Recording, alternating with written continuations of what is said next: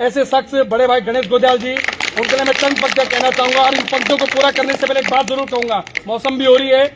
और चुनाव 23 तारीख को होना है मेरे साथियों, नौजवान साथियों, अभी से लगना पड़ेगा। तो मैं कहना चाहूंगा कि बीते हुए लम्हों क्या सुहानी दे दे, कि बीते हुए लम्हों क्या सुहानी दे दे और मैंने कब कहा लौटा के मुझे जवानी दे दे। बीते हुए लम्हों क्या सुहानी दे दे और मैंने कब कहा लौटा के मुझे जवानी दे दे। ए नस्ल तुम्हें सींचा है मैंने अपने खून से कभी, आज प्यासा हूं, 2 बूंद पानी दे दे, 2 बूंद पानी दे दे। मैं चाहूंगा गणेश गोदियाल अपनी बात को आपके बीच में रखेंगे। धन्यवाद।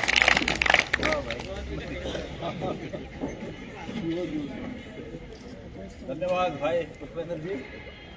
आज यहाँ पर नगर निगम के चुनाव के प्रचार अभियान के तहत यहाँ मिस्त्री मोहल्ला में, जिसको कि अब जो है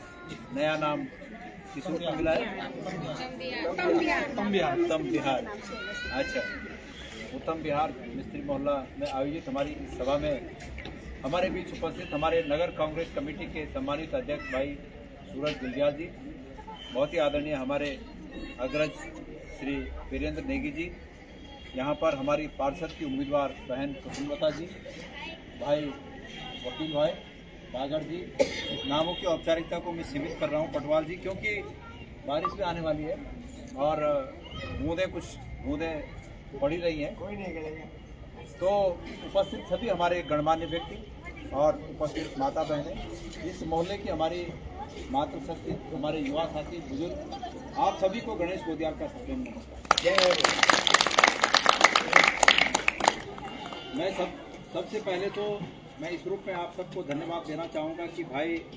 पुष्पेंद्र पवार जी ने जो कहा कि लोकसभा का चुनाव मजबूती से लड़ा,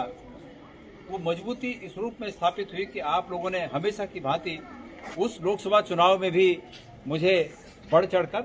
और पूरे जोश के साथ मेरी उम्मीदों को बरकरार रखा, कांग्रेस की उम्मीदों को बरकरार रखा, कांग्रेस पार्टी को समर्थन दिया और ये दिखाया कि इस देश में तानाशाही का कोई स्थान नहीं है। जो लोकसभा का चुनाव था, निश्चित रूप में उसने भारतीय जनता पार्टी को झकझोर के रख दिया था, ऐसा चुनाव था। लेकिन वो चुनाव सिर्फ गणेश गोदियाल की हैसियत नहीं है, जब तक आप लोगों का समर्थन रहता है तब तक वो चुनाव मजबूती से लड़ा जाता है। और निगम के इस चुनाव में भी आपकी मजबूती का वो समर्थन हमारे साथ है, तो हम मजबूती के साथ चुनाव लड़ रहे हैं। आज हम फिर इस चुनाव के पर्व में, चुनाव के मौसम में आपके सामने इस याचना के साथ आए हैं कि आप अपना वोट, अपना आशीर्वाद, अपना समर्थन मेयर के रूप में, नगर निगम की मेयर के रूप में मीना रावत जी को और पार्षद के रूप में ये बहन कुसुमलता जी को अपना आशीर्वाद देंगे। इसी आशय के साथ हम यहाँ पर आए हैं। बहन कुसुमलता जी, आप बोल रहे हैं कि मैं थोड़ा ही बोलूँगी, आपको तो हम मेयर का चुनाव लड़ा रहे थे, तो आपको तो फिर 15 दिन हमको ट्रेनिंग देनी पड़ती थी भाषण की। जब ये संभावना थी कि नगर निगम का मेयर का पद महिला अनुसूचित उसमें हो सकता है, तो अनुसूचित में महिला में ऐसी संभावना चल रही थी, तो हमने कुछ संभावनाएं टटोली, जिसमें से एक कुसुमलता जी भी थी। और उसके बाद तब जो सत्ताधारी पक्ष है उसने अपनी संभावनाओं को देखते हुए तमाम बदलाव किए और अंततोगत्वा ये सामान्य महिला में ये मेयर का पद हुआ और उसके तहत मीना रावत जी को हम सब लोगों ने मेयर का प्रत्याशी बनाया। मैं उम्मीद करता हूं कि हमेशा की भांति जैसे आप लोगों ने हमेशा कांग्रेस पार्टी को समर्थन दिया, वैसे ही मीना रावत जी को भी समर्थन देंगे। देखिए, ऐसा है, कुछ लोग बोलते हैं कि अजी साहब वो तो लोकसभा का चुनाव था तो हमने दिया, अब ये तो लोकल चुनाव है। लेकिन मैं आपसे ये बात बताना चाहूँ कि चुनाव चाहे लोकल हो और चाहे राष्ट्रीय हो, पार्टी ये लोकल चुनाव भी पार्टी लड़नी चाहिए और वो राष्ट्रीय चुनाव भी पार्टी लड़े। संदेश ये नहीं जाना चाहिए कि कांग्रेस कमजोर हो रही है। अगर ये संदेश जाता है कि कांग्रेस कमजोर होगी तो उसका असर राष्ट्रीय चुनाव पर भी पड़ता है। इसलिए हमारी ये पहली सीढ़ी है कि हमारे पार्टी का जो प्रत्याशी यहाँ पर पार्षद का प्रत्याशी हैं, वो पार्षद का प्रत्याशी भी जीते, हमारी मेयर का प्रत्याशी भी जीते। और अगर ये मेयर और पार्षद के प्रत्याशी जीतते हैं तो आगे आने वाले 2027 में हमारे लिए भी रास्ता खुलता है कि तब जो है इस राज्य के जब चुनाव होंगे विधानसभा के, तो तब इनके ऊपर भी भार आएगा, इनके ऊपर भी जवाबदारी होगी कि भाई अब आप लोगों ने लोगों के काम करने हैं और 2027 के लिए लोगों को तैयार करना है। 2027 में लोग तैयार कैसे होंगे? जब लोगों के छोटे काम जो आपके अटके हैं वो काम होंगे। अभी बहन जी ने हिम्मत करके यहाँ पर ये बात कही कि यहाँ पर एक गेट लगना चाहिए। मैं आपकी बात का समर्थन करता हूँ, स्वागत करता हूँ, और तुम यूं थे जीता हुआ और तब हमारी जवाबदारी चाहिए गेट एक ना 2 गेट लगे, बेटी भी लगो, एक बेटी भी लगा दे, 2 तरफा बेटे होना बोल ना, भी सोचो तुम यो गेट के लिए बोना, तुम इन्हें गेट बोले तो गौड़ इन्हें बेटा जाला, तो इन्हें बेटी भी लगा दिला, तुम जीता एक का काम रोल इन्हें बेट लगाना, हाँ का काम रोल उन्हें बेट लगाना, 2 प्रत्याशी छन्ना। एक बारात घर का आपने कहा, जब मैं विधायक था उस समय कहते आप लोग कि भाई यहाँ पर जगह है, बारात घर कर दो, हम बारात घर करते तब। अब साउंड मेरे का सासुर बाधा होना चाहिए ना आंसू, पर अब जो था दोबारा जब ये जीत जाला तो मैं मेयर जी से प्रार्थना कर लो कि आप लोग आवाज था एक बारात घर एक जगह बंदोबस्त हो सकत, जगह हो सकत ना, हाँ तो जगह बंदोबस्त हो जालो तो निश्चित रूप में बारात घर आप लोग दे जाओ। ये बात आपसे देखा। एक चीज मैं आपसे बताऊं, एक बात आपसे बताऊं मैं कि चुनाव चाहे छोटो हो चाहे बड़ हो, ये चुनाव पार्टी की लाइन पर लड़े जानो। बीजेपी ये चुनाव थे पार्टी की लाइन पर लड़नी चाहिए, तो कांग्रेस भी ये चुनाव थे पार्टी की लाइन पर लड़नी चाहिए। आप बीच में सुन लो, जब भारतीय संसद में ये देश का गृह मंत्री अमित शाह जी ला बाबा साहेब आम्बेडकर जी तय कई शब्दों में बात कर, उनका वास्ता कई शब्दों में बात कर, क्या बोलू ला उन बड़ी तौहीनी से बोले, भारत का गृह मंत्री का पद पर बैठे हूं आदिम और बोनू चाह कि आम्बेडकर आम्बेडकर आम्बेडकर बोलते हैं और इतनी बार बोल देते हैं, इतनी बार अगर भगवान का नाम लिया होता तो कई बार बोल स्वर्ग पहुंच जाते। वे व्यक्ति तो थी पता नहीं चाहिए कि स्वर्ग को जानते है कितू जानते, बार बार नहीं जान भाई वो बेटी चाहिए वापिस नहीं हो दो किले कि हमारी ये मान्यता चाह कि जैसे मोक्ष मिल जान ना वही स्वर्ग जान नहीं बोल दिन लोग कि ये तो स्वर्ग जाल या नरक जाल, ये बोल दिन ना, तो स्वर्ग जो चल जाना मोक्ष प्राप्ति का बाद दोबारा ये नहीं हो किले की ऋषि मुनिर बड़ा बड़ा तपस्वी ला ये बात तपस्या करे कि हम तो मोक्ष प्राप्त हो जो, मोक्ष प्राप्त हो अर्थ यो था कि हम तो स्वर्ग में भगवान के चरणों में स्थान मिल जाओ और वो के बाद हम जन्म मरण का झंझट से छुट जा, बार बार पृथ्वी पर जन्म लेकर यूं कष्ट उतरना भोगा, ये के वास्ते मोक्ष हो। तो वे व्यक्ति तय थी वो बार बार कई बार स्वर्ग से जान बला, लेकिन वो एक बोनो मकसद उनार तौहीन कन छो जो नौ लीना उनार तौहीन कन छो। आज 75 साल का 76 साल का आसपास हमारे देश से आजाद हुए लेकिन हम ये देश से जो चलाना चाह, जो भी व्यवस्था देश से चलानी चाह वह व्यवस्था संविधान के आधार पर चलानी चाहिए, ठीक है। वे संविधान में लिखा नियमों को अर्थ कोई कुछ भी निकाल दो, कोई अपने पक्ष में निकाल दो, आज निकालना चाहिए ना भाई, आज वो मतलब वो नियमों को अर्थ कोई अपने पक्ष में कई रूप में भी निकाल दो, लेकिन आखिर रास्ता वही चाह जो बाबा साहेब आम्बेडकर दिखाई। ये वजह से ये बात कमजोर ना हो, अगर हम छोटी यूनिट उसे खोई दूला तो ये बात मत तक जान कि कांग्रेस कमजोर होनी चाहिए। कांग्रेस अगर कमजोर होली, जब कांग्रेस कमजोर होया तो ये खा दलित, ये खा अनुसूचित, ये खा गरीब, ये खा पिछड़े हम लोग, ये देश का हमेशा ये लोग कमजोर हुई जब कांग्रेस कमजोर हुए। ये बात को ध्यान रखें, अगर कांग्रेस मजबूत होया तो सब तबका मजबूत है ना भाई। कांग्रेस और शासन छो तो सब तब कौन विकास करे। आज जो लोग बड़े बड़े बने आछे ना, बहुत बड़े बड़े पैसे बने आछे ना, बड़े बड़े पदों पर रिटायर हुए के घर आए आछे ना, कांग्रेस आ टाइम पर नौकरी लगी ना, और आज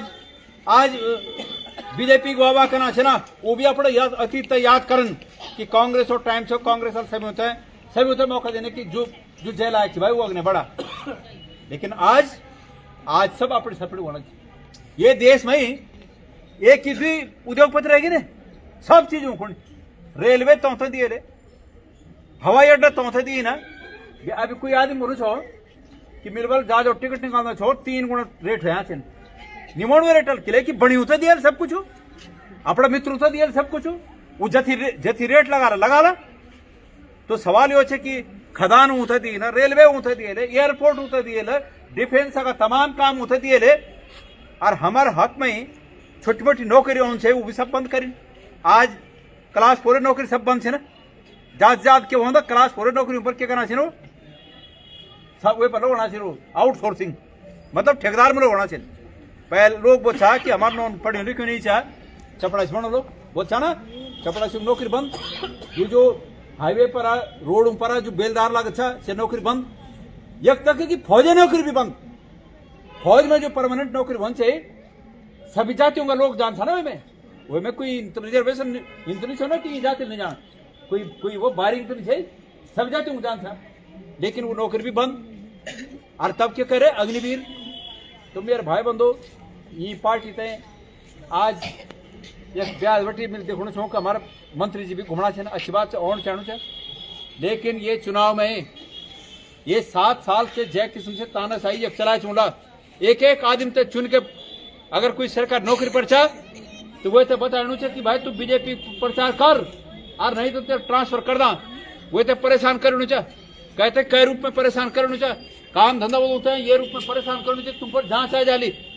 होटल बोलते हैं ये रूप में परेशान करना चाहिए कि हम स्वास्थ्य विभाग में इंस्पेक्टर क्यों तू जांच कर दा, वे जांच भेज दो, हर एक आदमी तक तानाशाही से दबाए जानो। धन सिंह रावत एक तानाशाही तय चुनौती देने का वास्ता ये टाइम पर चुनाव एक मौका चा, यो अधिकार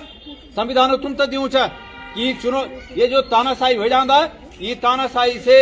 मुक्ति पाने खुणे ये संविधान तुम तय हम तय हक दियो चा कि ये हक का आधार पर सरकार तय और जो सत्ता में बैठे लोग छे ना अगर तानाशाही दिखाला तो उन चुनौती दिए सकें।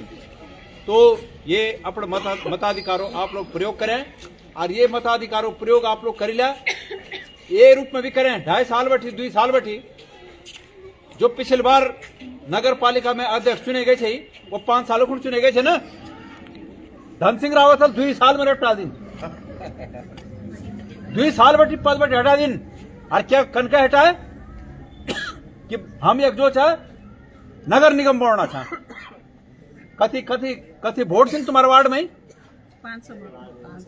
500 वोट एक पार्षद कौन सिंह, ये हिंदुस्तान में सबसे मतलब ये हिंदुस्तान में कोई नगर निगम नहीं चाहिए किसमें, जबकि सिर्फ 28,000-29,000 वोट पर नगर निगम हो पैच जिद चा कि वो हटोण चाहिए, और वही हटोणो ये रस्ता छो तब जाकर ये नगर निगम बने, और नगर निगम बने तो 2.5 साल तक अपनी छापड़ी कह रहे उजाड़ खाए हुए निगम में बैठ के तमाम जो बजट हो जे गेट है तुम आज बात करना चाहें वो एक गेट अब तक बन जान छो, लेकिन बनो कक बटी जो कुछ छो वो तो खा जान सा चल छाटा और यहाँ खान सा कि बात के बैठे मूड तक हुई छिन जांच कन कैल चा केंद्र में हुई छिन, राज्य सरकार में हुई छिन, और यख भी हुई छिन, और डीएम भी हुई छिन, और सीएम भी हुई छिन, और जब सब हुई छिन तो तब हुई छिन।